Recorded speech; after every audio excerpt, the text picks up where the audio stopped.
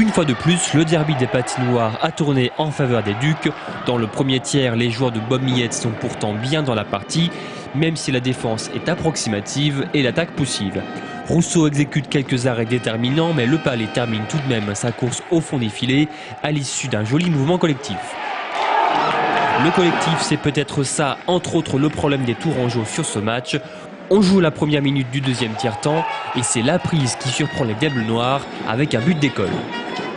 C'est vrai qu'on les a regardés au début, on a été un peu gelés, les deux pieds dans la glace. Aujourd'hui, je trouve qu'il va falloir mettre de la discipline personnelle sur certains et penser plus à l'équipe qu'à eux quand ils sont blessés. Ça, c'est officiel. C'est dommage qu'on pourrit un match comme ça aujourd'hui par rapport à des pénalités stupides que je trouve. Et il va falloir beaucoup s'ajuster si on veut gagner comme une équipe comme Angers.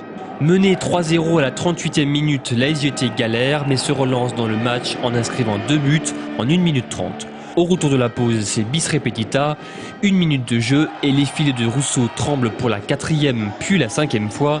Les Diables Noirs souffrent d'un manque de réalisme, exemple avec ce tir de pénalité manqué par Tessier. Dans une fin de match tendue, le compteur s'arrêtera à 6-4, une mauvaise soirée à vite oublier. Je ne suis pas content, c'est sûr, de ce match ce soir, malgré quand même c'est 6-4. Le score n'indique pas quand même, c'est pas un gros score, mais c'est pas un gros score, mais j'aime pas la manière qu'on l'a travaillé. Et il va falloir se reprendre samedi et oublier ça. C'est sur la glace qu'on peut gagner des matchs, quoi. C'est pas d'envoyer des pénalités. Hein. Je veux dire, jouer à 5 contre 4, 5 contre 3 tout le match, c'est pas la façon qu'il va falloir être plus discipliné puis plus intelligent un petit peu par rapport à s'ajuster aux arbitres. Même si rien n'est encore perdu, les hockeyeurs tourangeaux restent derniers de ce groupe A. Prochaine rencontre de la Coupe de la Ligue samedi dans 10 jours avec la réception de Caen.